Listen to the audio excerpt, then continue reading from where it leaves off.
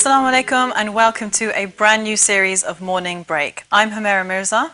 And I'm Fatma Rizzi, and that's right, we've got a brand new series for you with new and different features, so we hope you really like them. Absolutely, and we really hope that you can take maximum benefit from the variety that we have on the show.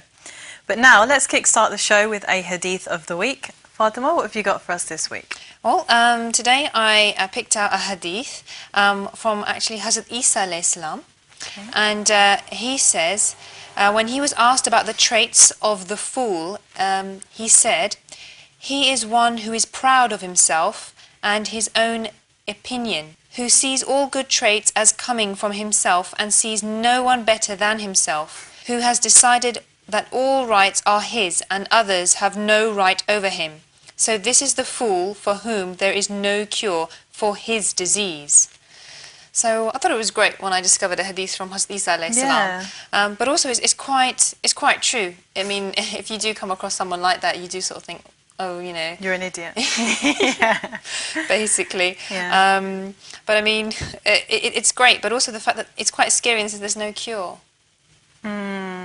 That's true. It's true. I mean, if somebody has a big head, how do you bring them back from that big ego and, you know? I think, like, I don't know, I've always found that when people are like that, when people really do feel like, you know, no one has a right over me, I think especially in this day and age, don't you feel like there's loads of people who are really like, have that I don't care attitude. No one tells me what to do, no one rules my life. And alhamdulillah, I think being Muslim, you know, even the most, you know, basic of Muslims has this fear that actually I don't have control over everything, you know, all I can do is pray. You know, that's ultimately that also we believe that you have to fear Allah because, you know, our life is in His hands. Whereas I think a lot of people in society today do have that kind of, I'll do what I want, I'm going to live life to the fullest, kind of not care about what anyone thinks attitude. In terms of cure, I was going to say that I find that people like that always have stuff come back to them. And I know we all get tests, etc., but when you go around with that kind of I don't care attitude, I think that Allah subhanahu wa ta'ala always finds a way to bring those people down, always. You know, that it's like that concept of, you know, one man, for example, being really rich and then having nothing. And I know some people could, like I said, say that's a test, but when that person's arrogant, I find that it always teaches them a lesson. Yeah. They suddenly have that realization that actually it's not all about them. And they have to care about other people, and you know, this idea of everything, all good traits coming from himself, they have this realization that it's not true. Yeah, and also they'll find themselves all alone because usually people like that, they repel, you know, people, as in, instead of their friends coming towards them, absolutely, their friends and their family tend to be drawn back away from them because, you know, they're so, that person is so consumed with themselves that, you know, they don't understand other people, care about other people. I know it sounds really weird to kind of link this up, but you know, there's certain programs that you watch where people are in competition to get a well-known work placement. Yeah. And you watch it and you think, you know, these people are so arrogant, and they say things exactly like this. It's coming to mind just because I happened to watch it last night, but you know, there's sort of, you know, I did this and I've achieved this and no one can beat me, and it's that kind of attitude. It scares me when I hear people say stuff like that because I think, well, you got it coming to you. When you say things like that, you're asking for it. Yeah, that's so true. But then you think sometimes people say that just to get themselves in the job or in the position. Yeah, it's a front. It is. It's true. Yeah. I think humans have this innate thing where they do ultimately know that certain things are, no matter what people say, I believe that we know deep down that these things are given to us, that we aren't just born amazing, or we aren't just born with the talent or whatever. These things are given to us, and you can deny it as much as you want, but I think everyone knows that deep down. Yeah, definitely. Okay, so a lot to take away from Prophet Isa there, thank you. That's all right. And now it's actually time for our article of the week. So what have you picked out for us? Okay, so this article surprised me, and so I thought I wanted to cover it. Basically, in the UK, the laws have changed around defence killing, so to speak. So, for example, when people are in relationships, they're married or whatever, and they have been suffering for a long time, and then they kill their partner through, like, because they're trying to defend themselves. Right, okay. The laws have changed. The article itself is taken from the BBC, website, and it's the title is Defence Law Changes for Killing After Domestic Abuse. So obviously, let's be clear here, I'm not just talking about having an argument and going and killing your partner. It is when people have spent years of suffering. And what's interesting is the law has changed now, where it says that the victims, I guess, or the people who are on trial can prove that they were actually, the murder was motivated by words and conduct which left them wronged.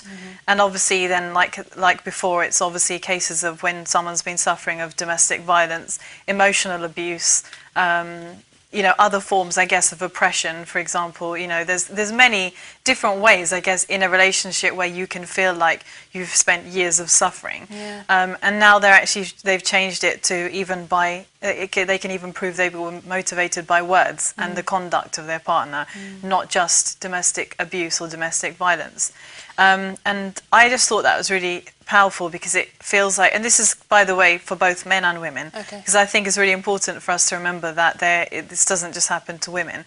There are also many men out there who spend years, you know, not necessarily in a violent relationship, but where the woman is constantly abusing them, constantly putting them down, and then one day they'll just snap and they'll lash out. Or the woman might be trying to attack them. And, you know, often I think there's this kind of concept of when a woman hits you, a man will just take it. You know, you don't hit a woman back. But so it gets to a point sometimes where a man may snap. And then that one point where he snapped might lead to her death. So this law is about, not just about physical abuse then? No. So it's about also the fact that words can be provocative as well? Absolutely, yeah. Okay, and that could lead to them spiraling, getting angry, and then... Exactly. I mean, we've all seen dramas, we've all seen films where, like, you know, it niggles away, doesn't it? A woman or a man, they keep saying things and saying things and saying things. And I think it's interesting that now the courts are actually taking that on board and saying, you know, before they would have said, if a woman, for example, turned around and killed her husband in the 1950s because he was beating her up, that would have been a very difficult court case. Now it seems like, you know, they totally understand. I'm not saying they'll like totally say here that, okay, the woman isn't at fault, but they take that on board. And, you know, they may change the sentence from murder to manslaughter, which lessens the sentence and things like that. Obviously, they've also said here that women's groups or Women's Aid, for example, who work a lot with women who have been in these situations, are welcoming it, and they're really happy. But I'm sure that those groups feel like there's a lot more room for change. No, probably, and I'm sure there is. But I mean, hopefully, like, whatever trial or whatever incident occurs, that everything is properly looked at, I think, you know, because, but also maybe, I think there should be measures also to maybe, like, not for it to get to that level. Yeah. As in, like, you know, maybe if you are being abused or something like that, was physically or verbally or etc., maybe to try and, you know, get out of it sooner, or to seek help. Yeah. You know, a lot of people, I think especially in our community, you know, things like marriage counselling is like a taboo, isn't it? Absolutely. It's funny you should say that, because I was just talking about that through the work that I do the other day about what options are actually available. And things like marriage counselling, I think, are actually not so much of a taboo anymore. Of people actually, I think it's starting to become something where people are willing to go along.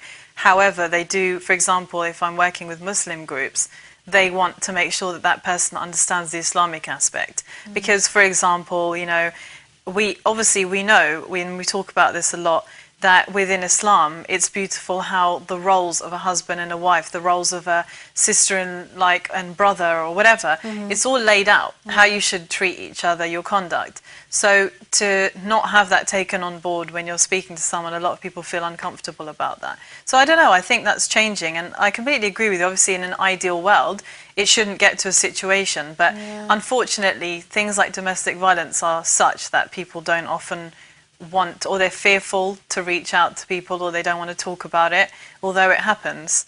And I do think, like I mentioned before, I do think it's important to remember that this happens to men as well. One of my friends was telling me the other day that they saw on the news that a man has actually been cleared of murder because he lashed out at his wife, who had actually been it was taunting rather than beating him up. She'd been taunting him about many things. And after hearing the court case in the UK, they actually cleared him of murder. I think they classed it as manslaughter.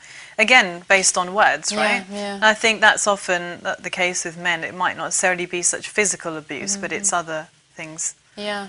there is something I think that's missing that can be there that to maybe even prevent something like that happening. Because at the end of the day, whether you get prosecuted for murder or manslaughter, you're doomed anyway. So you know, the best thing is the best cure is prevention, as they say, isn't it? So if we can work towards that, if the government or you know, as a society as a whole, we can do something that would be great. Where we can give major support, because I think, to be honest, people that do suffer, there isn't enough support for them. There clearly isn't. You know, maybe they, you know, there isn't enough institutions where they can ring confidentially, or they can go somewhere, or they can, you know, there is something that is missing those people that are victims need to be helped. I don't know, I think there is many things out there, but I think it's about raising the awareness of what there is out there, and also educating our community to make sure that they are aware that these things aren't acceptable, rather than just dealing with them. They need to start thinking about how they can change. It's a lot of work to do though. No, absolutely. Well, interesting article. Thanks for that, Humera.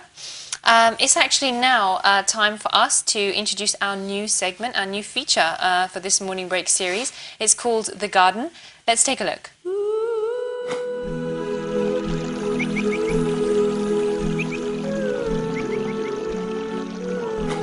Assalamu alaikum, welcome to The Garden on Morning Break. This is a new segment which is going to be where we're going to be talking about different things we can do in the garden, some simple tips and some simple tricks and advice for any sort of keen or budding gardeners out there. So basically what we're going to start off this week, as you can see behind me, is a typical example of a garden which has been left over summer. So if you've come back from holiday, maybe you've just been enjoying the summer, you've been relaxing a little bit, all of a sudden you look out your garden, it's something like this. The grass is long, we can see some sort of weeds are starting to grow and starting to appear in the borders, and in many places the plants have become overgrown. We can see some fruit on the floor, different things like this. So we're going to do a quick sort of catch up, you know, what to do now, what are the most important jobs, what needs to be done now before the winter sets in, and we're just going to do a quick whisk around the garden and point out some of the main roles. So the first thing I'm going to say is fruit on the ground here. Obviously very important we pick it up quickly rather than letting it sit on the grass for a number of reasons. Firstly, you know, it can firstly this actually attracts insects and bugs which can then spoil the fruit. You know, nobody wants apples which have maggots in them, so important we pick it up quickly. The second reason is as we can see, some of the sort of really rotten fruit here, this can actually affect the lawn, and even once you picked it up, once it's gone, you'll start to notice there's patches of dead grass around. Weeds will grow up through it. So again, it's very important that we get rid of this kind of fruit, pick up the fruit as quick as we can. Now, another thing to do with the lawn, as you'll notice here with this grass here, as many people will notice, that it's grown very quickly now, particularly as we've had some rain towards the end of what was a very hot summer. The grass has now shot up really quickly, and it's in need of cutting. Now, one thing we need to remember at this time of year is to be very careful to actually just cut the grass to a fairly to keep it at a fairly long length. So when we're mowing the lawn, if we set the setting on the lawnmower to the longest length and avoid the temptation to come and try to cut it too short, because what happens if you cut it too short at this stage, you will bear, because it's grown so long now, you'll leave all the brown roots sort of bare, and all of a sudden when you've cut it really short, you'll notice that the whole lawn looks really brown, and then even when it grows back, you'll notice that it comes back in patches rather than a nice sort of solid green colour. So it's important that, you know, start off cutting it at a fairly long length, and then gradually the next time you cut it after that, then raise down a level, and then after that you can raise down a level, but we have to work gradually to get it back to a nice sort of short length. So that's another tip on the grass. Now we can notice various things like this, for example, in the borders. If anyone has sort of long sort of ornamental grasses such as this, which have grown, you know, way out of sort of control, just very simply, you know, things like this, we just pull them out from the stalk, and it's fairly important we do this quite quickly, as we can see now that the actual seed pods have grown. And actually, if something like this sprouts in the garden and the wind carries the pods, then what we can find is actually it infests the entire garden. So it's important that we come and we actually just very simply by hand we can pull these out and don't let these kind of jobs carry over. I mean, as you can see here, to become quite messy. So now we've got that done. Next, we're going to move on to another common problem which people might find at this time of year, and that is if you have a look at these tomatoes over here. Now, For those who enjoy growing tomatoes, perhaps in a greenhouse or perhaps in a garden, as you can see here, some of these are remaining still quite green. Now these should be red by now. If hopefully everyone would have enjoyed their tomatoes and have had some nice red tasty tomatoes. But if they remain green by this time of the year, it's unlikely that they're going to ripen naturally. So one very good trick here is that we can first of all just place the green tomatoes. There's a number here on this plant. And if we take these green tomatoes and we place them in a brown paper bag, and they smell very fresh, very nice. I mean, we always find that the ones fresh from the garden seem to be of a different variety and have a much sort of fuller taste than the ones you can buy in a supermarket. So really something worthwhile doing is planting your own tomatoes, and very easy to grow, very easy to look after. Just keep them well watered. But if we see here these green ones which haven't ripened, we just place them in a paper bag. And one trick, they would actually ripen naturally just if we left in this paper bag. But one very sort of neat little trick we can try is if you can actually find some ripened fruit, such as for example an apple which is ripened, or a banana, and you place this in the carrier bag with the green tomatoes, they will actually ripen a lot quicker. And the reason is to do with the enzymes which actually cause the fruit to ripen. The ripe fruits such as these apples, or like I say a ripe banana, contain a very high volume of these enzymes and actually trigger a reaction in tomatoes which actually causes them to ripen quicker. So we place the green ones in here with the apple, we seal this up, and you can just tape it, seal it shut, and just leave them in the bag together. Then actually give them a bit of time, they will ripen up as well. Now, so on to one of the most important jobs next, which I'm sure many people will find. So we have plants such as these down here. So this is an example of a perennial plant. A perennial plant is anything which sort of lives for 2 years or more, and actually, rather than sort of dying out every year and reseeding, it actually sort of grows and then becomes sort of almost dead in appearance like this, and will actually die back to its base. But then next summer, next year, it will actually come back again from fresh. But at the moment, obviously very ugly looking, not very attractive in the garden. So what we can actually do with these is to cut them right back to the base. And if we take all of these plants here and we cut them right back to the base here, just for just to be more pleasing on the eye. And you can do this; it won't harm them at all. And next year, they'll come back up again from fresh. So any sort of perennials which have died out for the year, just cut them right back to the base and wait for them to grow up again next year.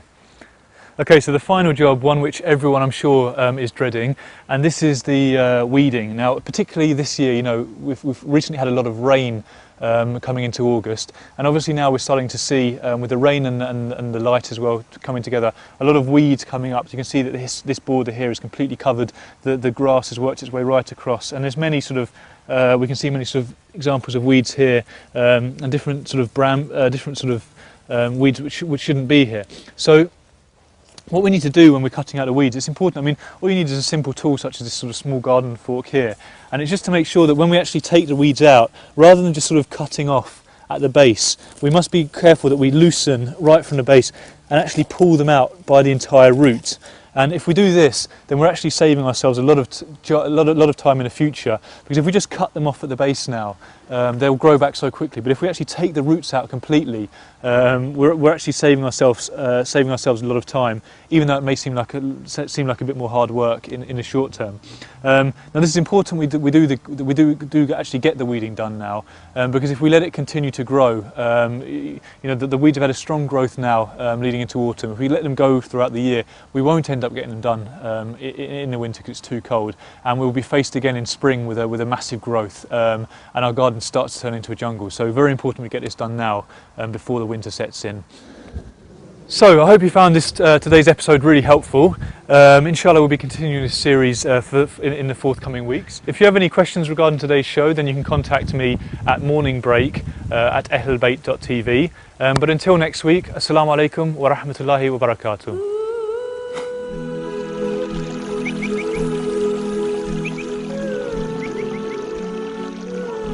That's really interesting, and you know what, it's funny because I visited Hever Castle a couple of weeks ago. I went to my sister and a friend there, and they have the most beautiful gardens there.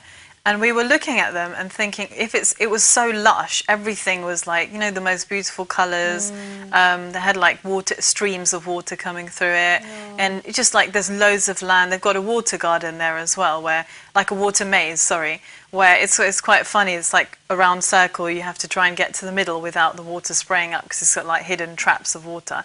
And just like, I mean, that's been there for a long time. And we were talking about how, I mean, one thing that we think is amazing about this country is the respect and appreciation they have for gardens. I think we've covered before this article about this beautiful flower they were trying to protect in the UK. And I love that. I love the fact that British history, part of the history is the beautiful gardens. And I hope that we always hold on to that. Another thing we were talking about is how difficult, I mean, yeah, it's easy to look at it and appreciate how beautiful it is, but think about all the hard work that goes into it. I don't know about you, and my mum will probably kill me for saying this, but our garden at home, you know, we don't do much to look after it, and we manage, you know, just about to keep it, you know, just about looking okay. But to go to Hever Castle, for example, and see how beautiful the gardens were, I thought, look at what we do and look at what they do. You know, they put so much effort in. They must have loads of gardeners.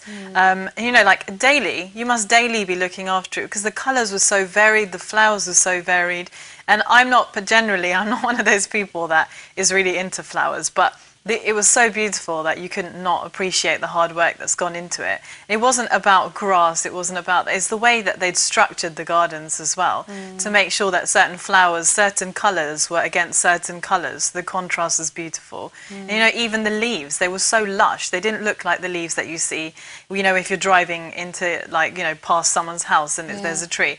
They were so green, and I was just thinking, how do they get them like that, you know? They probably, you know, use lots of different composts, and they're probably, you know, planting all sorts of different plants at different times of the year, so but you've got to know your stuff, right? Absolutely, that's what I mean. Yeah, exactly. There must be professionals there and stuff like that. But I mean, I definitely want to go to the castle that you visited. It sounds amazing. You have to, and maybe we can get Chris to try and replicate it somehow. I don't know how he'd be okay with that one. Anyway, well, now it's time for us to go for a quick break, but please do join us for part 2.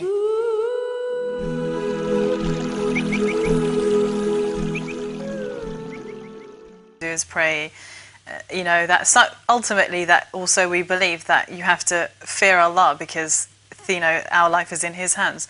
Whereas I think a lot of people in society today do have that kind of, I'll do what I want, I'm going to live life to the fullest, kind of not care about what anyone thinks attitude. In terms of cure, I find that people like that always have stuff come back to them. And I know we all get tests, etc., but when you go around with that kind of I don't care attitude,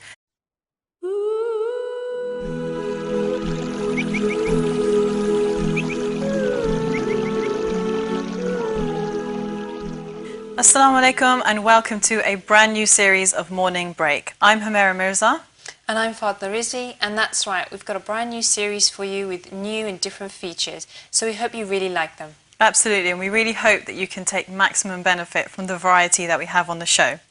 But now, let's kickstart the show with a hadith of back from that big ego and, you know. I think, like, I don't know, I've always found that when people are like that, when people really do feel like, you know, no one has a right over me, I think, especially in this day and age, don't you feel like there's loads of people who are really like, have that I don't care attitude? No one tells me what to do, no one rules my life.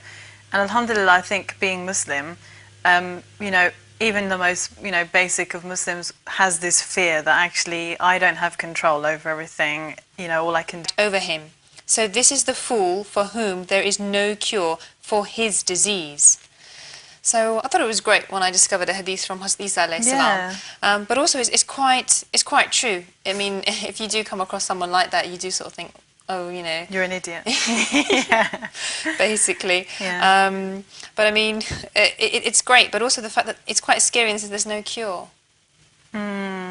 That's true. It's true. I mean, if somebody has a big head, how do you bring them of the week? Fatima, what have you got for us this week? Well, today I picked out a hadith from actually Hazrat Isa alayhi salam. And he says, when he was asked about the traits of the fool, he said, he is one who is proud of himself and his own opinion, who sees all good traits as coming from himself and sees no one better than himself, who has decided that all rights are his and others have no right